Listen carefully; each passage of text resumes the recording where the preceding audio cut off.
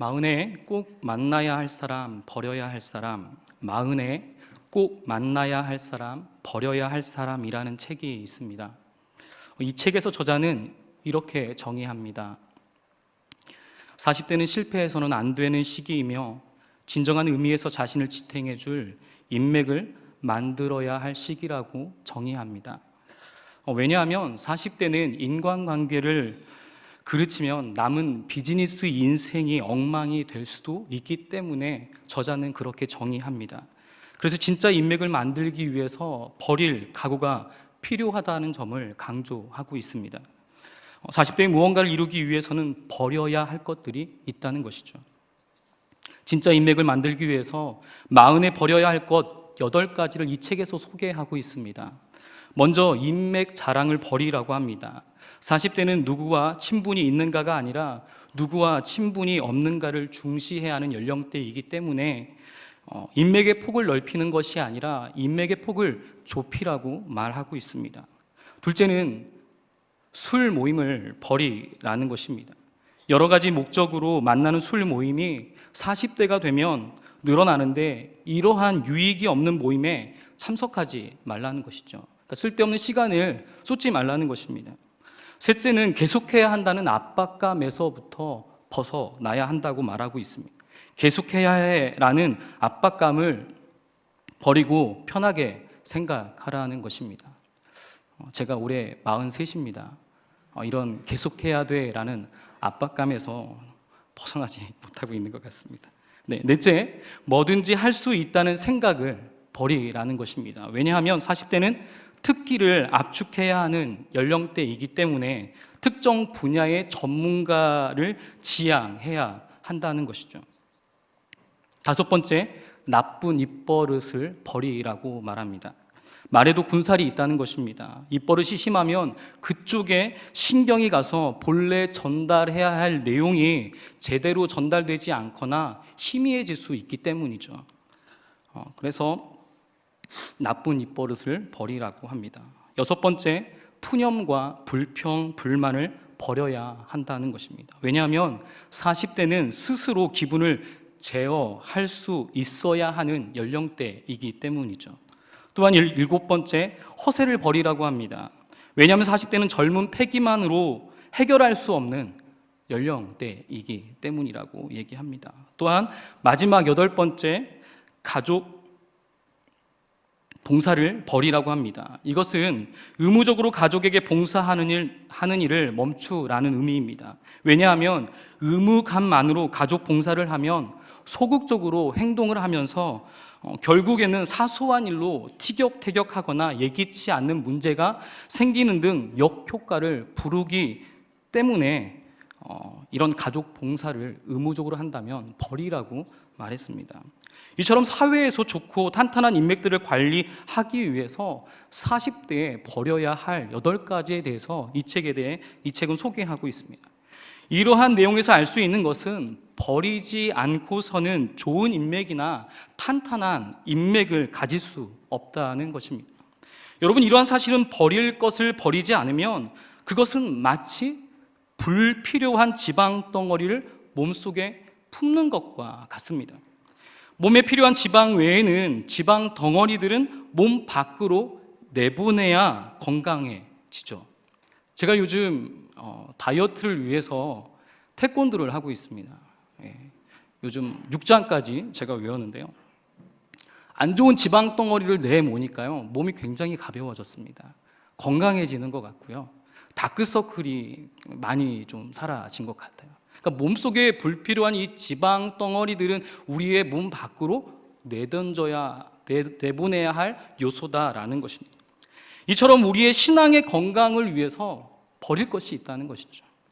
그래서 오늘 우리의 신앙의 건강을 위해서 버려야 할 것이 무엇인지를 오늘 본문을 통해 생각해 보고자 합니다.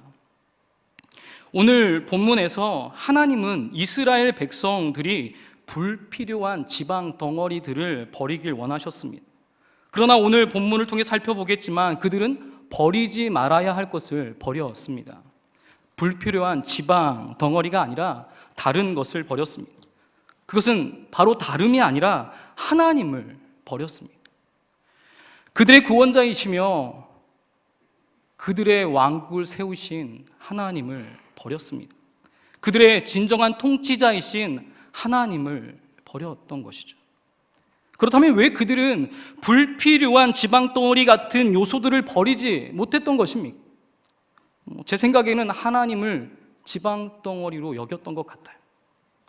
그들에게 필요한 것은 하나님이 아니라 눈에 보이는 이익에 집착하고 있었기 때문이죠.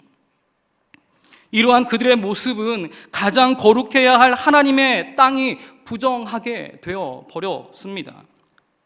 이 말씀을 어디에서 하고 있습니까? 이미 4장, 우리가 같이 함께 말씀을 나눴었는데 4장 1절도 3절에 부정한 땅이 어떻게 될지에 대해서 언급하고 있습니다.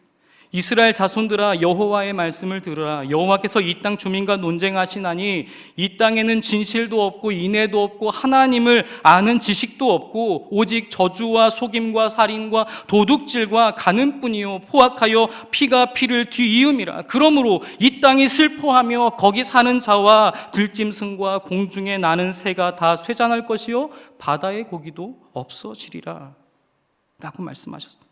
여기서 하나님이 세우신 땅, 그 거룩한 땅에 무엇이 없다고 말씀합니까? 진실도 없고 인애도 없고 하나님을 아는 지식이 없다라고 말하고 있어요.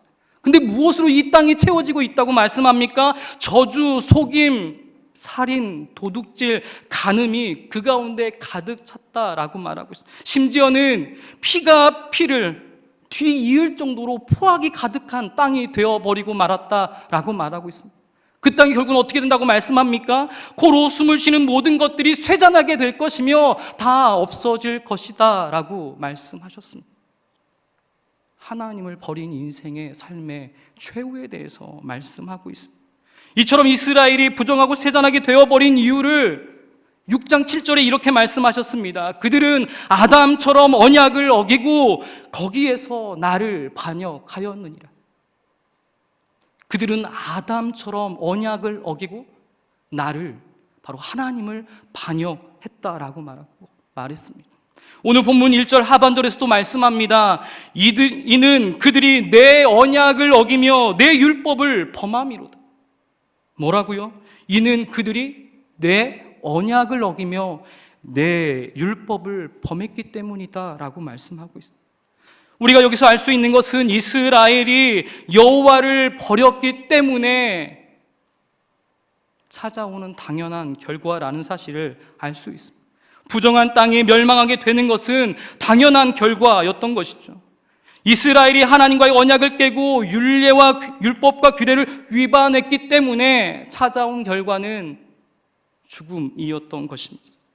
오늘 본문 표현에 따르면 선을 버렸다는 것입니다. 선을 버렸다는 것은 누구를 버렸다는 것입니까? 하나님을 버렸다는 것입니다. 여러분에게 질문 한 가지를 드리겠습니다. 그러면 이스라엘이 이미 선을 버렸다는 이 말씀은 무엇을 의미합니까? 이미 선을 버렸다라는 이 말씀은 무엇을 의미합니까?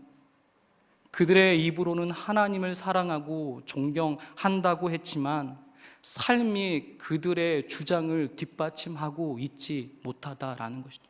입으로는 하나님을 사랑하고 존경한다고 하지만 그들의 예배는 하나님을 사랑하거나 존경하는 예배를 드리고 있지 못했다라는 것입니다. 예를 들면 우리가 아는 것처럼 사도행전 5장에 나오는 아나니아와 삽비라 두 부부가 그러했습니다. 이 두 부부는 자신들의 소유를 팔아 위로의 아들 바나바처럼 판값을 사도들 발 앞에 두었습니다. 그러나 바나바와는 달리 그들은 선한 의도라고 보기에는 그들의 의도가 있었습니다. 얼마를 감추어두고 그들은 사도들에게 그리고 믿는 자들 앞에서 위선의 가면을 쓰고 있었던 것이죠. 마치 자신들도 똑같이 소유를 다 드린 것처럼 말입니다. 어쩌면 이들은 좋은 의도를 가지고 소유를 팔아 가지고 왔습니다. 그런데 그들이 어떠했다는 것입니까? 솔직하지 못했다라는 것이죠. 그래서 사도 베드로는 그들에게 이렇게 책망합니다. 사람에게 거짓말을 한 것이 아니라 누구에게 한 것이라고요? 하나님에게 한 것이다 라고 그들을 책망합니다. 사랑하는 성도 여러분, 이 두 부부처럼 이스라엘 백성들도 하나님 앞에서 위선의 가면을 쓰고 있었던 것입니다. 위선의 가면을 쓰고 무엇을 버렸던 것입니까? 이미 선을 버렸던 것입니다. 이 모습 때문에 하나님은 1절에서 이스라엘 예배를 부정하다고 하시더니 마침내 그들을 내치실 것을 3절에 말씀하셨습니다. 이유가 무엇입니까? 그들의 위선적인 신앙생활 때문이었습니다. 무엇 때문이었다고요? 위선적인 신앙생활 때문이었습니다. 하나님은 이스라엘 백성들에게 먼저 이런 위선과 거짓을 버리시기 원하셨습니다. 무엇을 버리시기 원하셨다고? 거짓과 위선을 버리시기 원하셨습니다. 7장에서 보면 서로가 서로에 대해 거짓말을 하고 위선으로 가득했던 것을 우리는 보았습니다. 이 시기가 어떤 시기였냐면 주전 8세기 후반이었습니다. 이 시기에 정치는 매우 혼란스러웠어요. 여로보암이 죽고 난 후 30년 동안 6왕이 뒤바뀌게 됩니다.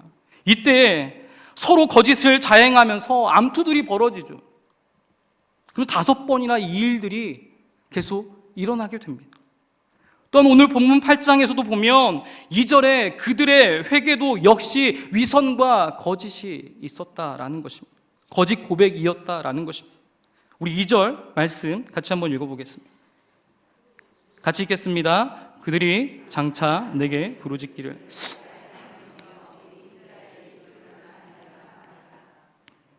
아멘. 거짓과 위선이 가득한 그들은 다른 번역으로 읽어보면 나의 하나님이여 우리가 당신을 아나이다 이스라엘이라고 번역하게 됩니다. 이들의 기도는 자신들이 처한 심판의 공포와 역경을 피하기 위한 어느 신학자는 넋두리라고 표현을 하더라고요. 넋두리에 불과했다라고 합니다.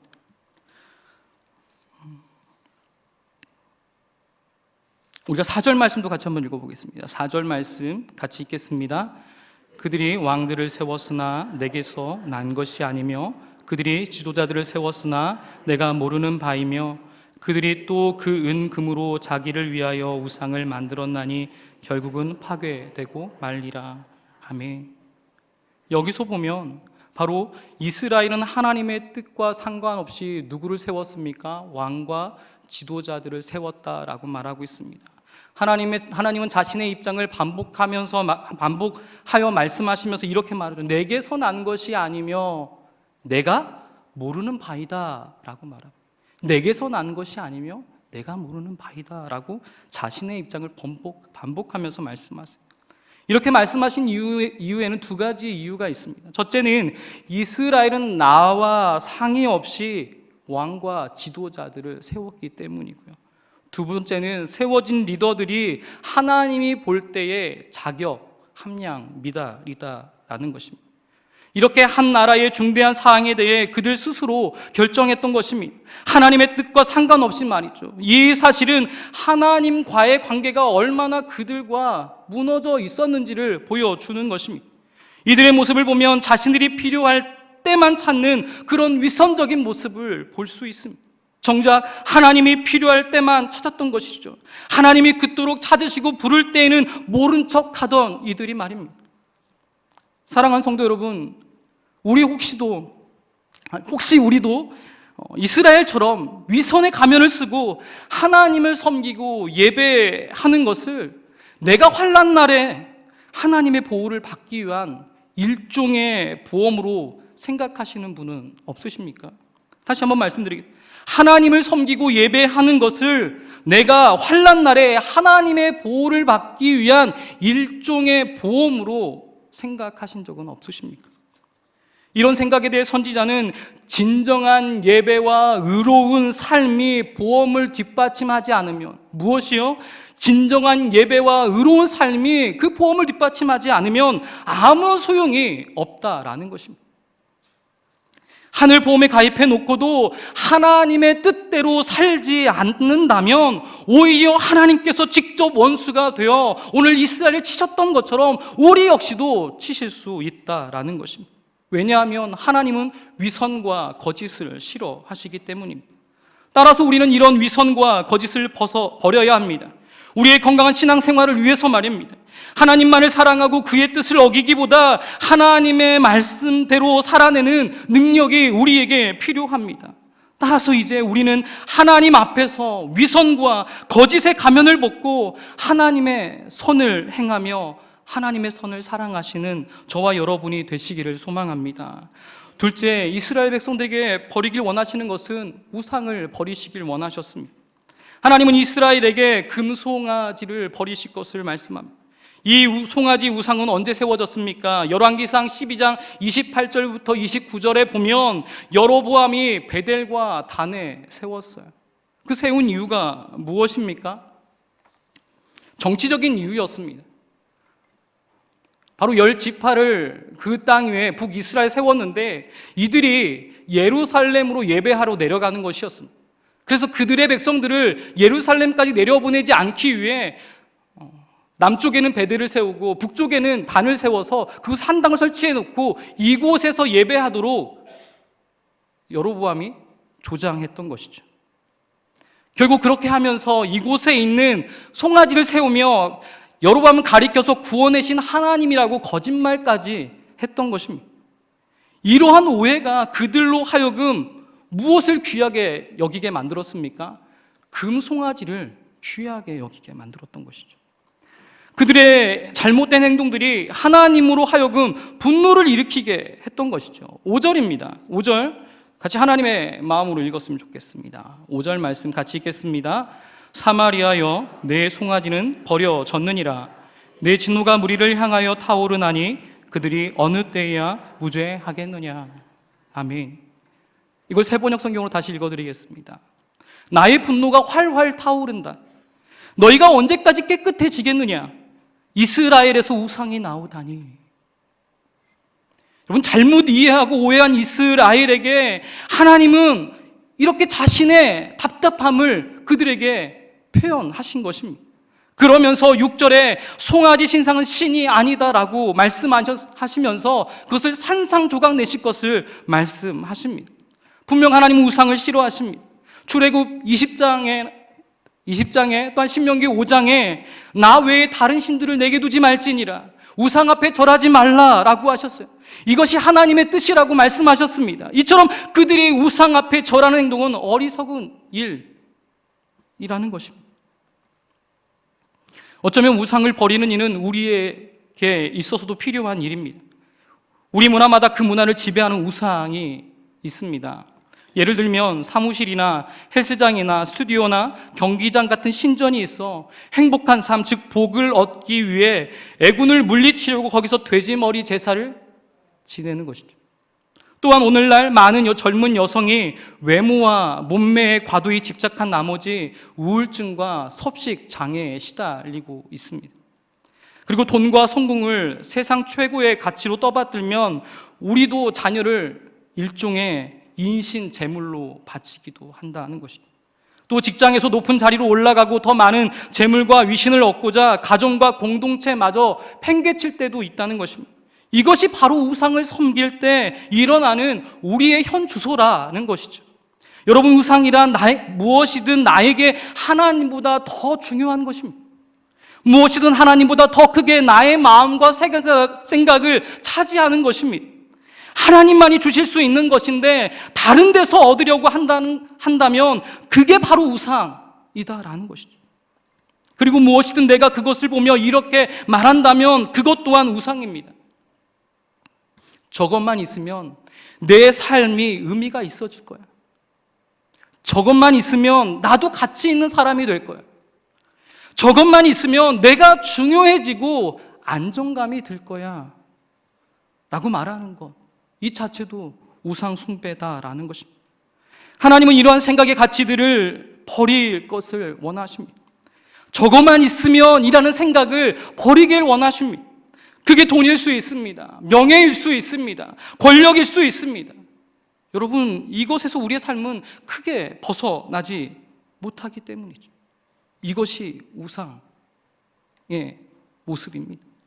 이 우상 때문에 우리가 그들의 노예가 될 수 있습니다. 사랑하는 성도 여러분, 세상에서 저것만이 세상의 최고의 가치가 아니라 오직 하나님만이 최고라고 여기는 저와 여러분의 삶이 되시기를 주님의 이름으로 소망합니다. 오직 우리가 붙들어야 할 것은 누구입니까? 세상이 아니라, 저것만이 아니라 하나님이신 줄 믿습니다. 오늘 본문 4절의 우상을 만든 것은 신의 산 밑에 만들었던 금송아지 사건을 연상시킵니다.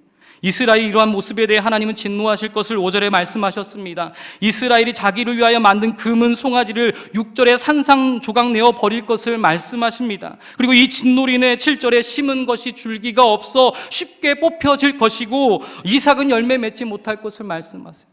또 혹 열매를 맺었다 할지라도 이방 사람들이 삼켜 버릴 것이라고 오늘 7절에 말씀합니다. 여러분, 이스라엘이 하나님의 진노를 사게 된 이유는 다름 아니라 자기를 위하여 하나님이 아닌 다른 신을 섬겼기 때문입니다. 자기들의 풍요로움을 위해서 말이죠. 우리는 호세아 2장에서도 보았지만 그들은 곡식과 새 포도주와 기름의 풍요로움과 그들의 바알을 위하여 쓴 은금에 모두 출처가 하나님이란 사실을 오해하고 망각한 데서부터 비롯되었던 것입니다. 그러므로 그들은 언약을 어기고 율법을 범했고 이미 선을 버렸던 것입니다. 신앙의 변별력을 잃어버렸던 것이죠. 버릴 것을 버리고 붙들 것을 붙들어야 하는데 그들은 반대로 붙들 것을 버리고 버릴 것을 붙들고 있었던 것입니다. 혹시 우리는 어떠하십니까? 이스라엘처럼 붙들어야 할 것을 붙들지 않고 버릴 것을 붙들고 계신 것은 아닙니까? 서두에 말씀드렸지만 불필요한 지방 덩어리를 여전히 내 신앙에 가두고 있는 것은 아닙니까? 이제 그것이 여러분의 위선, 거짓, 어떤 여러 가지 우상들이라면 하나씩 버리셔야 합니다. 내 신앙에 불필요한 지방 덩어리들을 확실히 온전한 신앙생활을 통해 주님 안에서 끊고 버리셔야 합니다. 말씀을 준비하다 어느 목사님의 예화를 보게 되었습니다. 그 목사님은 25년 전 상가 한 모퉁이에서 조그만 교회를 개척해 예배 드릴 때 처음 입주한 건물인데 예배당 한가운데 관리사무소에 방송 스피커가 달려 있었습니다. 이 스피커는 필요할 때 공지사항을 전달해 주는 스피커였다고 합니다. 그런데 문제는 방송이 시도 때도 없이 나왔다는 것입니다. 예배를 드리는 중이었는데 목사님께서 이렇게 설교를 하고 계셨습니다. 믿음은 내 생각을 버리고 하나님의 뜻을 받아들이는 것입니다 라고 설교를 하는 중이었는데 그 스피커에서 이렇게 방송하더라는 것입니다. 관리비는 31일까지 반드시 납부해 주기 바랍니다. 또 거룩 존귀하신 주님이라고 찬양을 부르고 있었는데 이어서 스피커에서 이렇게 나오더라는 것입니다. 저녁 8시부터 새벽까지 난방이 공급이 됩니다. 이런 식으로 도무지 어울리지 않는 시점에 방송이 나오곤 했다고 해요. 그래서 목사님이 관리소에 가서 제발 예배 시간은 피해달라고 요청을 하고 약속도 받아냈지만 번번이 지켜지지 않았다고 합니다. 그래서 이런저런 과정을 겪은 후 목사님은 이런 결심을 했다고요. 선을 잘라버릴 결심을 했다고 합니다. 그리고 스피커를 잡아당겨 전선을 싹둑 잘라버렸습니다. 그 후부턴 예배를 방해 없이 잘 드릴 수 있었다고 합니다. 여러분, 관리소 방송을 못 듣는다고 해서 교회가 무너지나요? 네, 무너지지 않습니다. 교회가 없어지나요? 없어지지 않습니다. 우리의 신앙도 마찬가지라는 것입니다. 마치 우리의 삶에 없으면 안 될 것처럼 생각하는 것들이 있습니까? 만약 그러한 불필요한 지방 덩어리가 있다면 또한 스피커 선이 있다면 과감히 잘라내야 합니다. 우리가 아파도 아쉬워도 피가 철철 나도 각오하고 그 내 인생에 내 신앙에 불필요한 그 지방 덩어리 필요 없는 그 선을 잘라 버려야 합니다. 그리고 우리는 무엇을 붙들어야 합니까? 하나님만을 붙들어야 합니다. 사랑하는 성도 여러분, 우리는 신앙의 좋은 모습을 나타내기 위해 거짓과 위선을 끊어 버려야 합니다. 내가 현재 하나님보다 더 우상처럼 여기는 그 무언가를 확실히 내려놓고 우리의 전부이신 하나님만을 붙드시는 저와 여러분이 되시기를 주님의 이름으로 축원합니다. 말씀을 생각하면서 기도하겠습니다. 주님, 우리의 신앙에 불필요한 것들, 거짓과 위선, 하나님으로 대체하는 우상들 하나하나 끊을 수 있는 용기를 주시고 그 불필요한 것들을 다시 쳐다보지 않고 오직 주님만 바라보고 의지하는 저희들이 되게 하옵소서. 우리 자신을 위해 기도하겠습니다. 그리고 우리 수원영광교회가 복음으로 가르치고 전파하며 치료하는 교회로서 복음으로 세상을 변혁하는 공동체가 되도록 위해서 기도해 주시고, 그리고 담임 목사님을 위해 기도하겠습니다. 영육간에 강건하게 하시고 주님의 심정으로 목양사역 감당할 때마다 풍성한 열매 주시고, 말씀 준비하실 때마다 영감의 갑절 선포하실 때 영력을 7배나 더해 주셔서 온 성도가 깨닫고 변화되어져 그리스도의 온전한 제자들로 세워지는 역사가 일어나도록 위해서 기도해 주시기 바랍니다. 그리고 우리 성도님들과 선교사님들, 우리 자녀들, 우리 또한 만우 환우들을 위해 함께 중보하겠습니다. 우리 말씀에 비춰진 나 자신을 위해서 여러 가지의 기도 제목으로 우리 주여 한번 부르짖고 통성으로 우리 2분 동안 기도하도록 하겠습니다. 주여